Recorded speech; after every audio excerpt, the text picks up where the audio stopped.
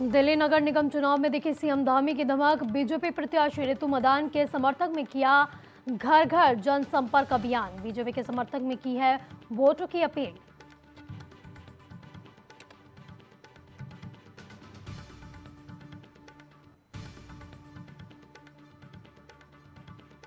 UK SSC paper leak मामले में धामी सरकार की बड़ी कार्रवाई कुर्क होगी। हाकम सिंह की अवैध संपत्ति 6 करोड़ की संपत्ति की जाएगी जब्त। धर्मनगरी को नशा मुक्त करने के लिए एसएसपी अजय सिंह ने चलाया अभियान। जनपद के कई थाना क्षेत्रों में चौपाल का आयोजन। नशे के खिलाफ लोगों को कर रहे जागरूक। हरिद्वार में अतिक्रमण पर प्रशासन की सख्ती का दिखा असर। लोगों ने खुद ही दुकानों के बाहर से हटाया अतिक्रमण। डीएम ने निरीक्षण के बाद दिया था 24 घंटे का अल्टीमेटम।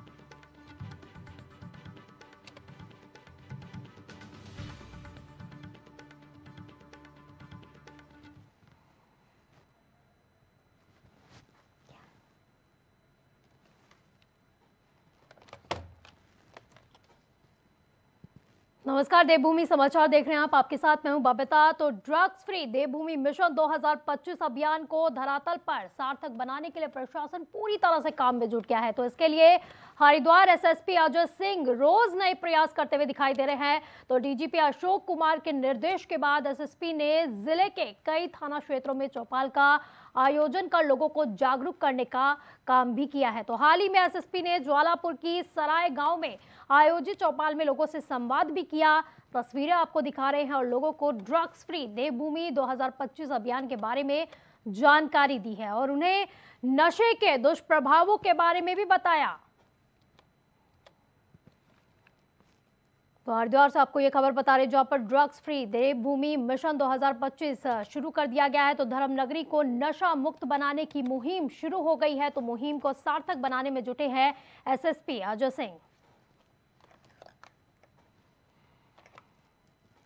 तो इसी पर ज्यादा जानकारी के लिए हमारे साथ हमारे खास मेहमान एसएसपी अजय सिंह जी जुड़ गए हैं। सर, बहुत बहुत स्वागत है आपका इंडिया वॉइस में। थैंक यू, शुक्रिया जी सर, सबसे पहले तो आपको बधाई हो क्योंकि नया दायित्व आपको मिला है एसएसपी के तौर पर। तो आपसे जानना चाहेंगे क्योंकि एसएसपी का दायित्व आपने संभाला है, कितनी बड़ी चुनौती मिल रही है अभी? हाँ, देखिए, कानून व्यवस्था जो हमारे जो विक्टिम्स को हमें एड्रेस करना है, 24 लाख का पॉपुलेशन है, सबसे बड़ा मतलब पॉपुलेशन वाइज हमारा डिस्ट्रिक्ट है और विभिन्न तरह के यहाँ पर बड़े आयोजन भी होते हैं, मेले भी होते हैं, स्नान भी होते हैं। साथ ही साथ जो हमारा सरहदी जो हमारे अंतर्राज्यीय जो बॉर्डर्स है, सहारनपुर और मुजफ्फरनगर से भी काफी इसमें आवागमन रहता है, चाहे वो अपराधियों को चाहे लोगों का हो।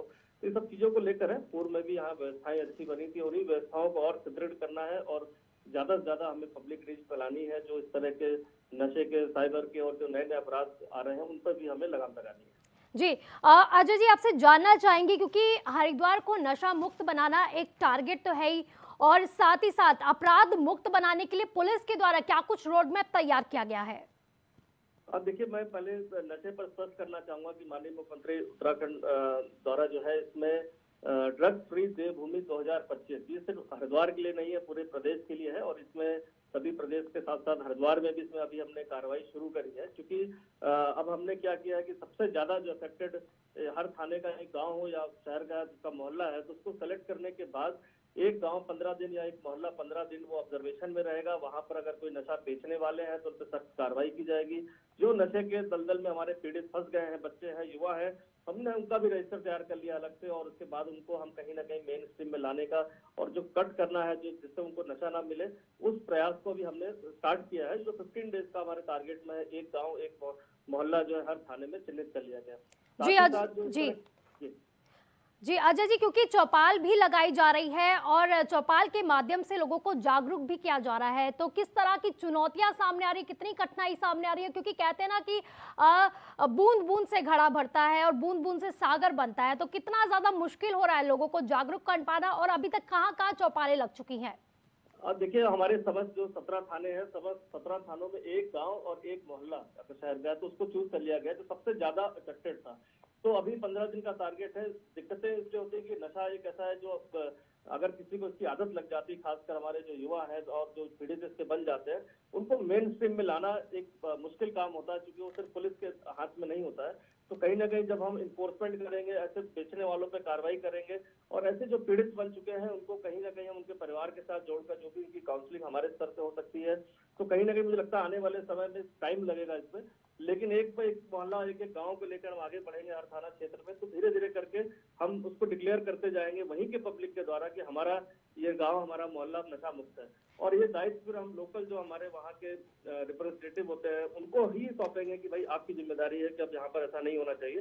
साथ साथ जो हमारा इन्फोर्समेंट का काम है उसको हमने बढ़ा दिया है, करीब करीब 150 के ऊपर हमने गैंगस्टर एक्ट में लोगों को निरुद्ध किया है इसमें, और 160 के ऊपर गुंडा एक्ट पे कार्रवाई की गई है, जिससे कि जो पुराने अपराधी हैं वो यहाँ से निकल जाए या जेल की सलाखों के पीछे रहे। तो जिला बदर की कार्रवाई भी स्टार्ट हो गई, 5 लोग को भी जिला बदर भी कर दिया गया। तो इसी कड़ी में इन्फोर्समेंट के साथ साथ अवेयरनेस है और पब्लिक के साथ लेकर हमें इसको धीरे धीरे हम गांव और मोहल्ले को लेकर आगे बढ़ेंगे। जी, उत्तराखंड के ब्यूरो हेड भी हमारे साथ अवनीश जी भी जुड़ गए हैं। अवनीश जी, एसएसपी साहब हमारे साथ जुड़े हुए हैं, आपके क्या कुछ सवाल हैं?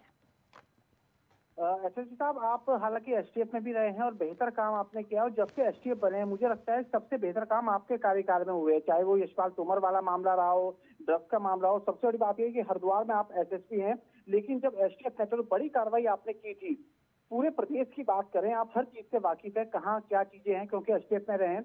लेकिन हरिद्वार अपने आप में एक अलग जिला है, जैसे कि आपने कहा कि बॉर्डर एरियाज मिल रहे हैं, नशे का मामला है। तो अगर पूरा देखा जाए, पुलिस का काम कानून व्यवस्था है, लेकिन आप एक अलग जो लीड है, एक अलग जो रूट है पुलिस का, उससे हटकर काम कर रहे हैं। तो क्या सोच आपकी है, और हरिद्वार को बेहतर बनाने के लिए क्या प्लानिंग अब तक आपने जो की है, लेकिन आगे की प्लानिंग आपकी क्या है, थोड़ा वो हम जानना चाहेंगे। बिल्कुल। हाँ देखिए, हमेशा जो कानून का जो पहिया जब घूमता है तो पीड़ित के लिए घूमता है। जिसके पास कोई अप्रोच होगी, किसके पास कोई सोर्स होगा, तो कहीं ना कहीं वो अपनी बात को जो है वो रख लेता है। लेकिन जो हमारा जो पीड़ित व्यक्ति है जिसकी बात कोई सुन नहीं पाता, तो मैंने यही किया कि सभी थाने चौकी पे जो प्रार्थना पत्र और जितने भी आते हैं या लोग आते हैं, एटलीस्ट पीड़ित को जो है, जिसको कोई अटेंड नहीं करने वाला, उसको सबसे पहले पुलिस अटेंड करेगी और जो विधि सम्मत कार्रवाई हो जल्दी से जल्दी उसमें कर दी जाए। अगर नहीं होने लायक है तो उनको बता दिया जाए कि किन कारणों से नहीं होगी। सेकंड चीज ये है कि आपने जो कहा कि स्टेट में रहकर जानकारी है, तो क्योंकि मैंने 2 साल वहाँ पूरी स्टेट में स्टडी करी और हरिद्वार को बहुत ज्यादा अच्छे से स्टडी किया हुआ है। क्यों नशे की जड़ हो चाहे किसी अपराध की जड़ हो, संगठित अपराध है। अगर संगठित अपराध को हम खत्म कर देंगे, जो संगठित अपराध कराते हैं या करते हैं, तो कहीं ना कहीं जो नीचे वाले उसके गुर्गे और चेले होते हैं वो अपराध अपने आप खत्म हो जाता है। अभी तक पुलिसिंग की कार्रवाई में जनरली हम लोग डे टू डे बेसिस पे काम करते हैं कि कोई घटना हुई उसका अनावरण करने लग जाते हैं, कोई नशा बेच रहा है तो उसको पकड़ लेते हैं, लेकिन उसके पीछे जाने की कोशिश नहीं करते हैं कि उसको सिंडिकेट को चलाने वाला कौन है। ये जो हमारे नशे के गर्त में युवक जा रहे हैं, अभी हमने बहुत काउंसलिंग करी, क्योंकि हमें पता है कि नशा कहीं ना कहीं से तो वो लाएगा। अगर वो हमारी तरह एक तरह से वो मुखबिर की तरह काम करेगा, क्योंकि हम उसको दलदल से निकाल रहे हैं, उसको बचा रहे हैं, उसको अपराधी नहीं बना रहे हैं। तो इस तरह से करके हम जो नेटवर्क को खत्म कर देंगे, ऊपर के नेटवर्क को, तो नेचुरली नीचे जो काम करने वाले लोग हैं वह ये सब व्यवसाय छोड़कर अपने अन्य व्यवसाय में लग जाएंगे, जो लीगल व्यवसाय होगा। बिल्कुल अजय जी, आपने एक बात बिल्कुल सही कही है कि अगर नीचे से सारे लोगों को हटा दिया गया है तो ऊपर वाले लोग सारे के सारे सतर्क हो जाएंगे और बाकी जो कारोबार है उसमें लग जाएंगे। अजय जी, बिल्कुल मैं आपसे ये भी जानना चाहूंगी, क्योंकि जिस तरह से काउंसलिंग की जा रही है और मुझे लगता है क्योंकि मैदानी इलाके में ज्यादा से ज्यादा नशे के कारोबारी और नशे लेने वाले लोगों का ज्यादा से ज्यादा लोग मिल रहे हैं। अवनीश जी भी मुझसे ये इत्तेफाक रख रहे होंगे। अवनीश जी, तो मैदानी इलाकों में ज्यादा केसेस सामने आ रहे हैं, तो अजय जी किस तरह से आप लोग इसे हैंडल कर रहे हैं और क्या कुछ चुनौतियां सामने आ रही है? देखिए, अगर नशे को सिर्फ फोकस करके बात करते हैं हम, तो अभी हमने सभी थाने पर 2 रजिस्टर बनाए। एक जो नशे से पीड़ित हमारे व्यक्ति हैं या युवा हैं, और दूसरा बनाया नशे के कारोबार में लिप्त। तो अभी शुरू हो गया, सभी थाने पर बुलाकर उनको एक अलग से काउंसलिंग रजिस्टर है, और एक रजिस्टर वो है जो इनको बेचते हैं या व्यवसाय करते हैं, और उनको सबको बुलाकर हर वीक में उनकी अटेंडेंस लगेगी, कहाँ पर क्या काम कर रहे हैं, उनके सभी फोन नंबर होंगे, वो डिटेल होगी। तो अभी जो पहला इम्पैक्ट पड़ा है उससे फर्क ये आया है कि बहुत सारी सूचनाएं एक सवाल मैं करूंगा एसएसपी साहब से, एक सवाल करूंगा। जी जी जी अवनीश जी। एसएसपी साहब, जब आप एसटीएफ में थे उस समय एक बड़ा टारगेट हरिद्वार में आपने अचीव किया था, और दूसरी बात यह कि उसमें कुछ पुलिसकर्मी भी शामिल थे। तो आपको पता है कि आप लोग मेहनत करते हैं, उपले स्तर पर पूरी योजनाएं बनाते हैं, लेकिन जो निचले स्तर के जो अधिकारी हैं, जो कर्मचारी हैं, वो कहीं ना कहीं इसको कोलैप्स करने का काम करते हैं। ये आपने, चाहे वो माइनिंग का मामला रहा हो, चाहे वो ड्रग्स को रोकने का हो, नशीले इंजेक्शन वाला हो, तो उसको लेकर क्या प्लान है, ताकि उन पर भी आपकी मॉनिटरिंग रहे कि आप जो योजना बना रहे हैं, जो आप कार्य योजना बना रहे हैं, उसको ऐसा ना हो कि आपके विभाग के लोग ही तोड़ने की कोशिश करें। देखिए अवनीश जी, आपने एकदम सही बात कही है कि कहीं ना कहीं विभाग में भी ब्लैक शीप्स होते हैं, हर विभाग में कहीं ना कहीं नेगेटिव एलिमेंट्स होते हैं। और अगर पुलिस में ही कोई हो जाएगा और खासकर नशे के इस तरह के जो हमारे पूरे समाज को खत्म करे उससे कोई मिली भगत होगी तो उसको स्पष्ट संदेश है कि इसमें किसी को बख्शा नहीं जाएगा। पूर्व में भी यहाँ पर जो गैंग चल रहा था जिसमें हमारे कुछ पुलिसकर्मी लालच के कारण या अन्य कारणों से जुड़ गए थे, वो सभी जेल गए इसमें। और साथ ही साथ गैंगस्टर एक्ट में कार्रवाई अभी तक जमानत भी नहीं हुई जो मेन इसके लीडर्स थे और उसको करने वाले थे। ये संदेश में आने से पहले यहाँ पर हरिद्वार जनपद में है और ये स्पष्ट कर दिया गया है कि किसी भी मामले में ऐसे किसी में संलिप्तता पाई जाएगी तो उसमें सिर्फ ये नहीं हुआ कि सिर्फ प्रशासनिक आधार पर उसका स्थानांतरण कर दिया जाए, उस जिस धारा में वो संलिप्तता उसकी पाई जाएगी, जो अपराध होगा उसी में उसको षड्यंत्र में उसको मुकदमा दर्ज होगा। तो ये मैसेज क्लियर है। आने वाले समय में आपको दिखेगा कि अगर ऐसा कहीं पाया जाएगा तो यही कार्रवाई तो की जाएगी। स्पष्ट है कि कोई नशा या न कोई ऐसे अपराध को अगर संरक्षण पुलिस के द्वारा किसी भी कर्मी द्वारा दिया जाएगा तो उसी अपराध का वो दोषी बनाकर उसको मुकदमा दर्ज कराया जाएगा। सर 20 दिन आपको हो गए हैं कार्यभार संभाले हुए, क्या लगता है कि पुलिस के पास वो संसाधन है जो मतलब इस कनेक्शन को पूरी तरह तोड़ पाए?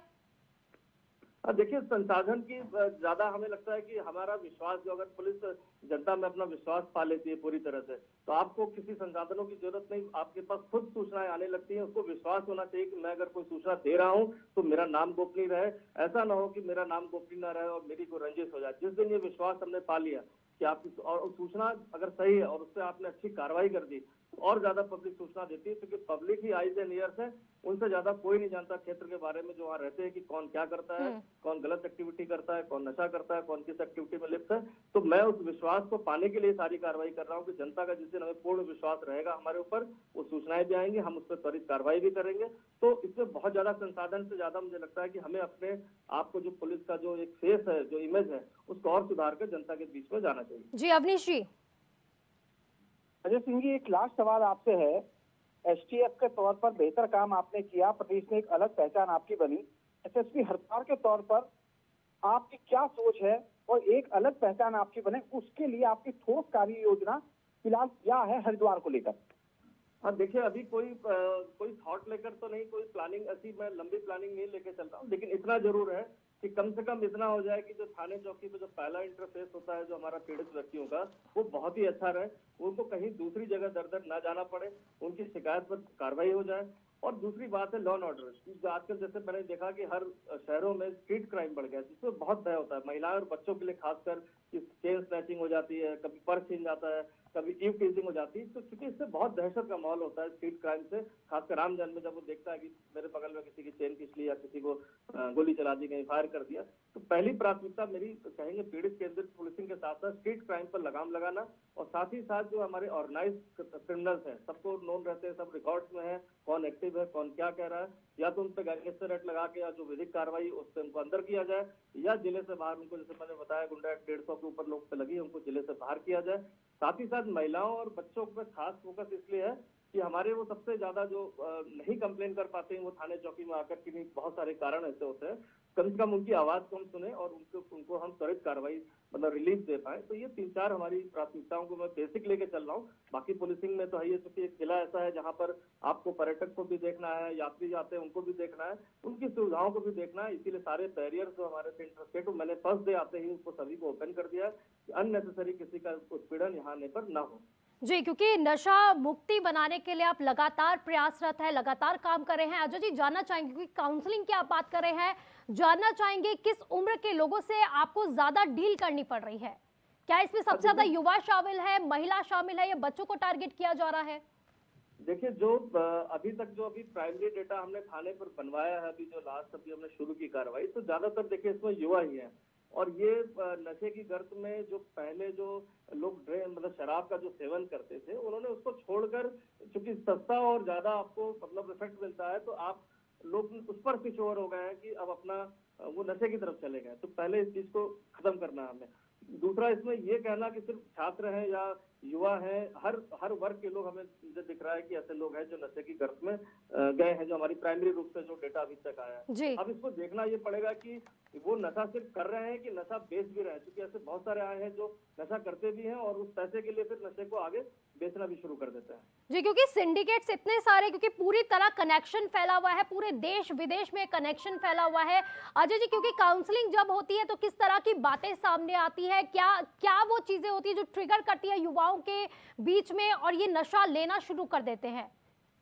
अब देखिए, दो चीजें हैं। एक तो ये कंपैरेटिवली शराब, और उससे जो है कंपैरेटिवली अगर किसी को नशा करने का मन है तो वो कहीं ना कहीं सस्ता पड़ता है। दूसरा ये है कि जिस तरह से कभी डिप्रेशन, जैसे मैं युवाओं की बात करता हूँ, कोई गाइडेंस नहीं है घर से, कोई ऑब्जर्वेशन नहीं है, या गलत संगत में पड़ गए हैं, या कहीं ना कहीं किसी न किसी रूप से डिप्रेशन में है, तो कोई ना कोई रिपोर्ट खोज के ऐसी लत में आ जाता है। तो प्राइमरी रूप से तो अभी यही पता चला, लेकिन कुछ लोग हैबिचुअल है, जो पहले शराब ज्यादा पीते थे, अब वो शराब छोड़कर जो है इस तरह के नशा करने लगे, जो अभी हमारी प्राइमरी काउंसलिंग में आया है। इन चीजों का भी स्टडी कर रहे हैं। स्टडी के बाद ही हम सोच पाएंगे कि किस तरह से इनको हम मेन स्ट्रीम में लाएं, कैसे जोड़ें। जी अजय जी, तो क्या लगता है राज्य के अंदर ही कारोबार पनप रहा है या फिर राज्य के बाहर से ज्यादा मदद दी जा रही है? कैसे सिंडिकेट को इसे तोड़ पाएंगे, कैसे रोक पाएंगे इन लोगों को, क्योंकि टारगेट 2025 तक का है, कैसे अचीव करेंगे? आपकी बात एकदम, क्वेश्चन बहुत जेन्युइन और अच्छा है कि क्योंकि यहाँ पर बहुत ज्यादा स्मैक और जो अन्य तरह की जो चीजें हैं वो बाहर से ही आती है, खासकर बरेली और बिजनौर और इधर की जब हम पकड़ते हैं तो हमें वहाँ का पता चलता है कि वहां से लेके आया था। कुछ चरस की शिकायत और यहाँ पर जो पहाड़ों में भी है जहाँ पर लोकली अवेलेबल हो जाती है। तो ये नेटवर्क तो आज से नहीं, काफी दिनों से चल रहा है, क्योंकि इजी मनी है, इजी ट्रांसपोर्टेशन है, आप छोटी सी पुड़िया में कहीं भी उसको ले आके कहीं भी ले आ सकते हैं। इस कारण से जो ये प्रचलन बढ़ता जा रहा है। और एक तरह से देखा जाए कि जो बाहर के सिंडिकेट है वो खुद यहाँ नहीं आते बेचने के लिए, उनके चैनल्स बने हुए हैं, कम से कम 5-6 बीच में मीडिएटर्स हैं जो उस चीजों को लाते हैं और छोटे छोटे उसमें क्वांटिटीज में बेचते हैं।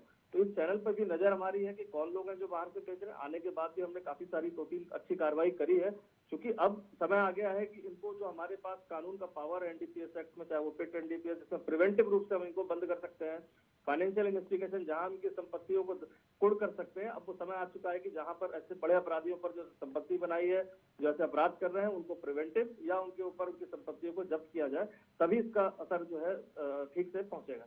चलिए, बहुत बहुत शुक्रिया आपका हमारे साथ जुड़ने के लिए। अवनीश जी, आपका भी बहुत बहुत शुक्रिया।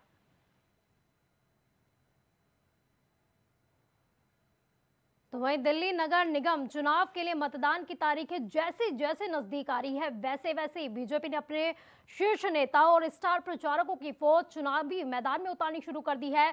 तो ऐसे में उत्तराखंड के नेता कहां पीछे रहने वाले थे? तो सूबे के मुख्यमंत्री धामी लगातार एमसीडी चुनाव में बीजेपी प्रत्याशी के समर्थन में जनसभाएं और रोड शो कर रहे हैं। तो इसी कड़ी में आज फिर से मुख्यमंत्री धामी ने दिल्ली नगर निगम चुनाव में बीजेपी प्रत्याशी श्रीमती रितु मदान के समर्थन में घर घर जनसंपर्क अभियान किया और समर्थन की अपील भी की है। वहीं आपको ये भी बता दें कि दिल्ली एमसीडी चुनाव में बीजेपी की नजर उन उम्मीदवारों पर है जो मूल रूप से उत्तराखंड से आते हैं। तो इसलिए उत्तराखंड के मुख्यमंत्री प्रदेश अध्यक्ष महेंद्र भट्ट दिल्ली में चुनाव प्रचार कर रहे हैं।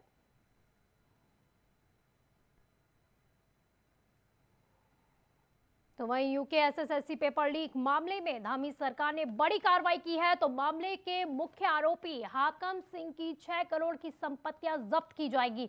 तो ये संपत्तियां उसने अवैध रूप से कमाए गए धन से अर्जित की है। तो बताया जा रहा है कि हाकम सिंह के बाद चंदन सिंह मनराल पर भी कार्रवाई की जाएगी। तो हाकम सिंह 3 रिजॉर्ट को प्रशासन पहले ही ध्वस्त कर चुका है और उत्तरकाशी की अन्य संपत्तियों की भी अब जांच की जा रही है। वहीं गैंगस्टर एक्ट के तहत संपत्ति जब्त करने की कार्रवाई के लिए एसटीएफ ने जिलाधिकारी देहरादून को रिपोर्ट भी भेज दी है।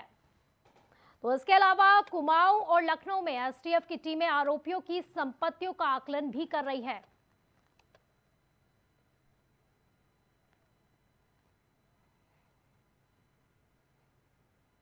तो वहीं उत्तराखंड बीजेपी की राजनीति का नया दौर शुरू हो चुका है। तो एक समय गुटबाजी की चर्चा होते ही बीजेपी में कोश्यारी और खंडूड़ी गुट की बात की जाती थी, लेकिन अब बीजेपी में मुख्यमंत्री पुष्कर सिंह धामी और त्रिवेंद्र सिंह रावत 2 अलग-अलग गुटों के रूप में देखे जा रहे हैं। तो बड़ी बात यह है कि इस दौरान डॉक्टर रमेश पोखरियाल निशंक को मुख्यमंत्री धामी के करीब माना जा रहा है। तो त्रिवेंद्र सिंह अनिल बलूनी के साथ खड़े हुए दिखाई दे रहे हैं।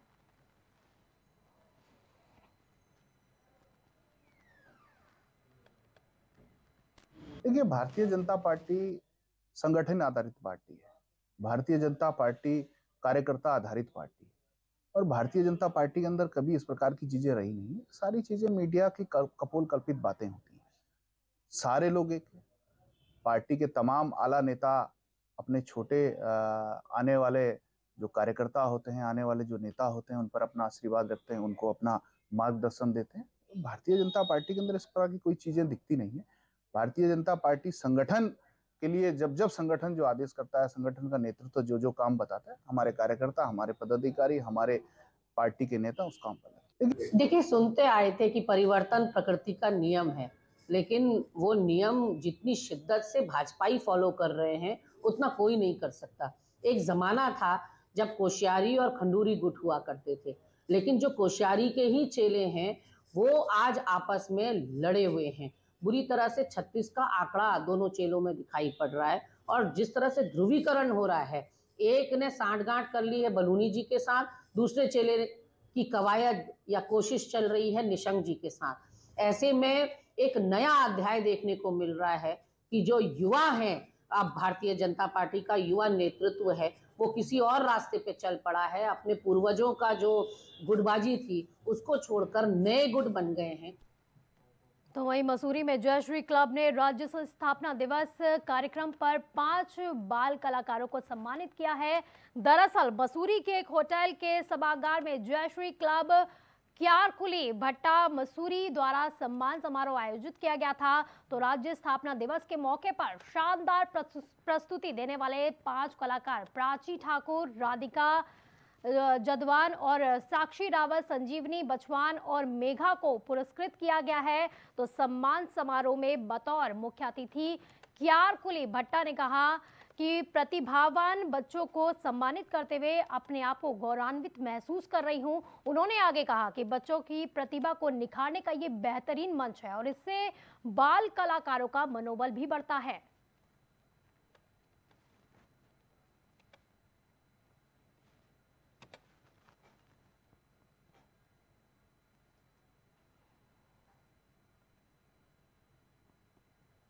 बुलेटिन में फिलहाल के लिए बस इतना ही। आप देखते रहिए इंडिया वॉइस। नमस्कार।